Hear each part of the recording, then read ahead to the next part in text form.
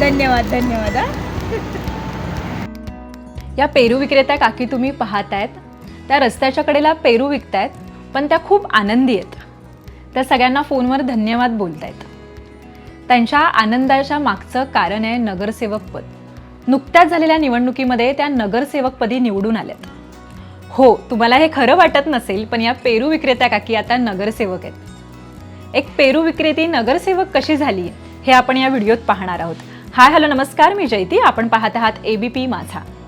लोणावळ्यातील रस्त्याच्या कडेला पेरू विकणाऱ्या या काकींचं नाव आहे भाग्यश्री जगताप.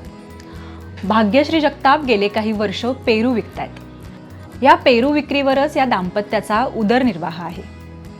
पतीही त्यांना चांगली साथ देतात. पण भाग्यश्री जगतापांच्या मनात होतं लोकांच्या समस्या सोडवणं, लोकांची मदत करणं. कारण की त्याही स्वतः अतिसामान्य नागरिकांमध्ये मोडत असल्यामुळे त्यांना सामान्य नागरिकांच्या समस्या चांगल्याच माहीत होत्या. त्यांनी ही इच्छा बोलून दाखवली आणि त्यांनाही तिकीट मिळाली, हे महत्त्वाचं. राष्ट्रवादी अजित पवार गटाकडून त्यांना नगरसेवक पदाची तिकीट देण्यात आली. आमदार सुनील शेळकेंनीही त्यांना प्रोत्साहन दिलं आणि नगरसेवक पदासाठी त्यांना तिकीट मिळाली.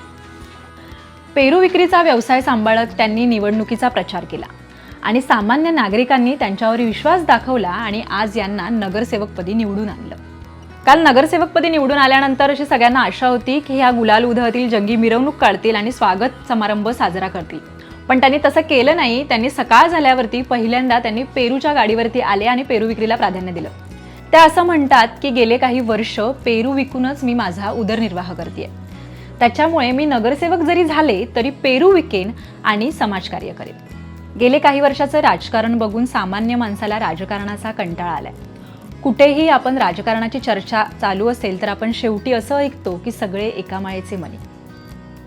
राजकारण हे फक्त पैसेवाल्यांनी करावं. ज्यांच्याकडे श्रीमंती आहे तेच राजकारणी होऊ शकतात. पण एक पेरू विक्रेती जर नगरसेवक होऊ शकते तर अजूनही कुठेतरी आशा आहे की लोकशाही जिवंत आहे. सामान्य माणसाला बळ मिळतंय आणि सामान्य माणूसही नेतृत्व करतोय. भाग्यश्री जगतापांकडे बघून अशी आशा आहे की असेच समाजाच्या कानाकोपऱ्यात राबणारे हे महिलांचे हात, महिलांचं ज्ञान, महिलांचं गुणकौशल्य पुढे येईल आणि सामान्य महिलांना समाजाचं नेतृत्व करायला संधी मिळेल.